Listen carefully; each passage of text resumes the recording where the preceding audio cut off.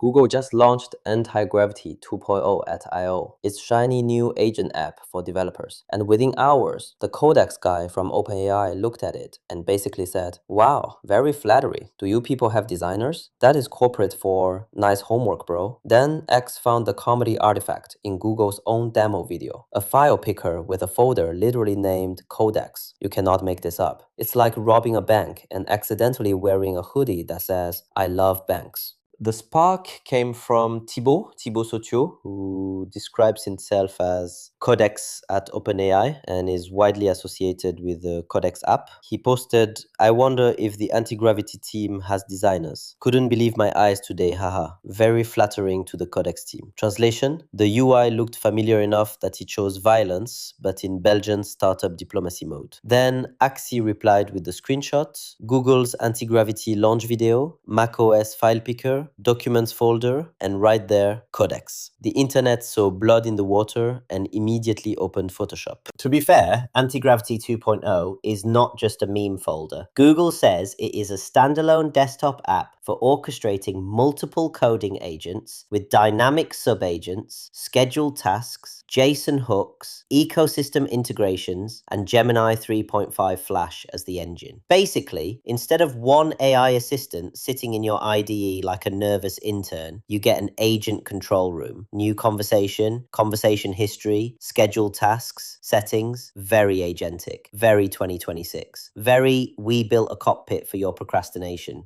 The awkward part is that OpenAI launched the Codex desktop app around the same big idea, a command center for multiple agents, long-running tasks, work trees, skills, automations, review queues, and parallel execution. That category has a shape now. Once everyone agrees the future is manage 10 tiny software goblins, the UI naturally becomes a mission control dashboard. So yes, anti-gravity can look like Codex without anyone opening Figma and pressing copy-paste. But when your launch demo also shows a Codex folder, the joke writes itself, files itself, and opens a pull request. There is also the Windsurf subplot because every AI coding story now has merger drama like a prestige HBO show. Last year, OpenAI's reported Windsurf acquisition fell apart. Then, Google hired Windsurf CEO Varun Mohan, co-founder Douglas Chan, and key researchers while licensing certain Windsurf technology in a deal Bloomberg put at about $2.4 billion,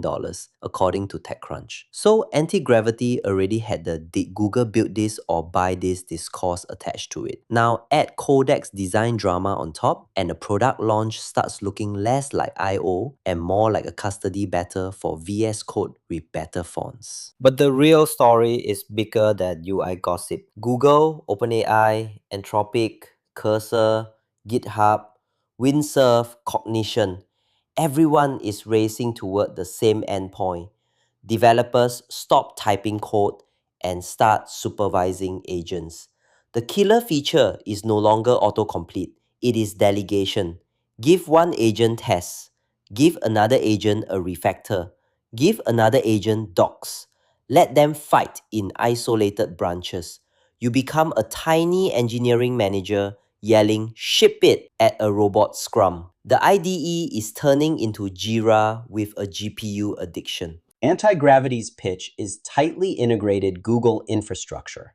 Gemini models, managed agents in the Gemini API, AI Studio export, Android support, Firebase, Workspace, enterprise hooks. Codex's pitch is model strength, work trees, skills, automations, sandboxing, and a developer workflow OpenAI says is already heavily used internally. These are different strategies. Google wants anti-gravity to be the front door to its whole agent cloud. OpenAI wants Codex to be the place where frontier models actually touch your repo without setting the house on fire. Same battlefield, different religion. For investors, this is why the AI coding category matters.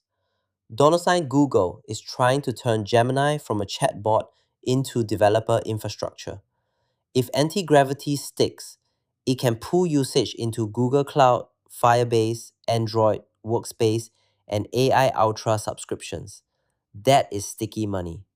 Meanwhile, $MassFT still has GitHub Copilot and the OpenAI relationship, even if OpenAI is building its own codex surface.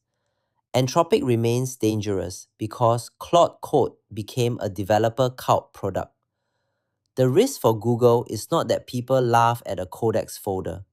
The risk is that developers conclude Antigravity is Google's version of the thing I already use.